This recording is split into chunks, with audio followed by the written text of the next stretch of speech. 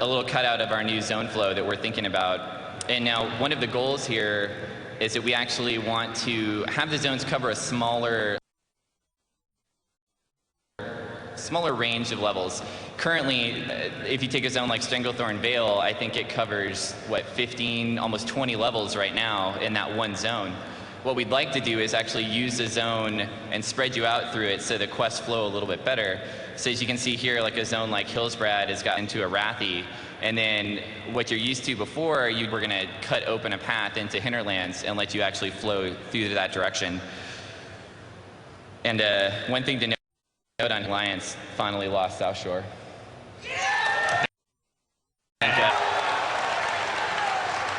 Things are. We were there today. Nobody was defending it, so that's what happened. So here you can get a shot of the concept of the flow. Now it's a little bit different. You can see how we're trying to cover 5 levels, and things are just going to feel different. And that was our goal here. We wanted to make sure that leveling up through the classic zones felt like a new experience, and it really fit with what's happening with the Cataclysm. It's affected the whole world, and we really want to get that through to everyone, not only in just the quest, but in the way the zones look and they feel. So we're going to go into a few details now on some of the actual zones. We'll start with the Barrens. So here's a look at the Barrens as it exists right now. And then here's a shot of it after the Cataclysm is hit. So basically it's split the Barrens in half. Here's another view to the south. And I think a lot of you might remember a character called Gnarlex from Wailing Caverns. One of his goals that he was trying to do, he was actually trying to regrow the Barrens. Well, it looks like he might have been successful finally. And you always thought he was just trying to get you lost in Wailing Caverns. He actually had a plan. If he could ever find his way out, he might be able to do this. So Desolace, just a couple looks at Desolace. So Desolace is always a dark, kind of dreary zone. The Cataclysm has actually cracked open the shore and allowed water into the zone in new ways, which has allowed it to regrow. So you're going to see really big changes in these zones that are really going to affect things that you've never kind of been there and never had that experience in this place before. Now, another thing we're doing is the Cataclysm is actually bringing up new pieces of land that might not have even been there before. So for example, here we've got a new piece of terrain that players will be able to quest on. So Darkshore. Darkshore is a zone we had always wanted to get back to just because it's kind of a long, skinny zone. And I think you've all been there with those super long 20-minute runs to turn in quests in Darkshore, up and down. So this is a great place to kind of really get into and figure out how we wanted to reflow the quests and have it feel great. Aberdeen before, and here's Aberdeen after. It's completely destroyed. So they've been forced to move north and set up a new camp, which actually ends up being one of our new quest hubs. And then here's south, here's Zoram Strand. Like Alex mentioned earlier, Garrosh has come back, and he's really excited about spreading out the horde. So you can see like he's kind of just moving all over Azeroth. He basically means business. So here's a little bit more info on Stone Talon. Now, this place might look familiar. That cave down there is the cave that leads into Ashenvale from Stone Talon. And now the goblins have shown up and just cut the whole thing out. The goblins, they don't stand for a little cave. They just cut the whole thing open. So here's a shot of Charred Vale. Cataclysm had a big effect here. Basically broke the whole shoreline down, and you can get down to the water over there now. It's now the even more charred Vale. So here's a shot of Ajara. This is Ajara Crater as it exists now.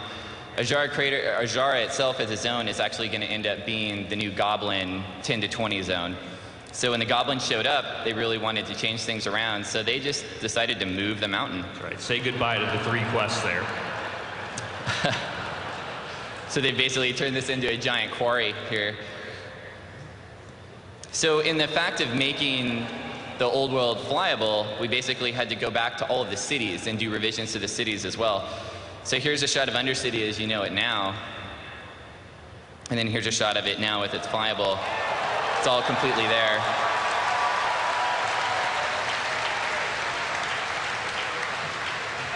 And we don't want to leave the Alliance out, so just so you know, Stormwind will be flyable as well. All the cities in the classic world will be flyable. Okay, so now we're going to go into a little details on the actual 5 new zones that we're introducing for Cataclysm. It's the list of the zones right here. We'll start. But first off, let's talk about the flow. So the way the zones are going to play out, I'm sure you guys have been to Northrend, so you know the concept where we would like to have 2 starting zones and give players a choice to pick where they want to go. So Sunken City of Vashj'ir and Mount Hyjal are going to be our 2 78 to 82 starting zones for Cataclysm. You'll have a choice of going to either one. Both zones will flow directly into Deepholm. Deepholm is, like we talked about earlier, is kind of a little bit like our Dragonblight here. It's going to be at the hub for all of the Cataclysm zones. You're actually going to be able to travel back and forth from any zone to Deepholm and back. Deepholm, then you continue on to Old Doom and then into Twilight Highlands. The flow is still loose. If you wanted to, you could go from Deepholm straight to Twilight Highlands, but the quest flow will send you the places that you're going to need to go. So here's a little bit of a cutout to get a better idea of the Sunken City of Vashj'ir. It's on the ocean floor in between Kalimdor and Eastern Kingdoms. And Vashj'ir actually was the original home city of Lady Vashj before the Great Sundering. After the Sundering hit and water flooded Azeroth, it actually ended up on the sea floor. And it's been down there for a number of years. And only recently has it just started to come to light with the Cataclysm. So here you can see a little view of the layout, and this is how we start all the zones. We basically brainstorm meetings, and then we get things going on paper and get a feel for what we want to do. So you can see in the center there's the Abyssal Maw Vortex, and that's actually the entrance into the Abyssal Maw, which is the elemental plane of water, and we're planning to have 2 dungeons down there for players to explore.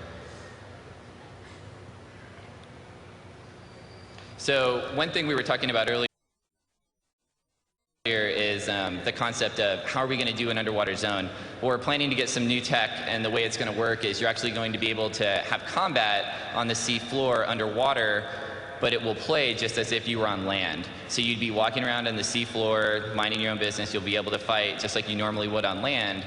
But then when you want to swim, you'll actually just be able to swim right up into water, like seamlessly between the two. When you land back on the sea floor, then you'll go back to normal ground gameplay. So you won't have to worry about trying to deal with fighting underwater the whole time. We're also planning to have selected areas in Vashj'ir that are actually indoor. Kind of like these big, there's creatures down there that no one really knows a lot about yet, but they're ancient, and they've been there for a long time, and we're going to find out what's happening with them through the quest flow in the zone. And the way that gameplay we want it to play out is that we'd like you to be able to feel like questing here is just going to feel like you were in a normal ground zone. We're also going to introduce underwater mounts. So you're going to have a mount that you'll be able to use to get all around. I think we've got a turtle in the game right now that's an underwater mount, but it's kind of slow. The mounts you're going to get down here will be like normal flying speed mounts that you would have, but you'll be able to use them underwater. So here's a little bit of concept art of Vashj'ir.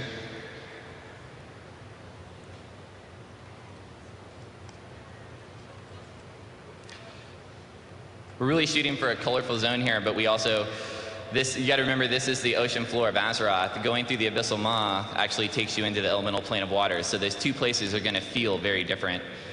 In the background there, you can kind of get a little concept view of some of the domes.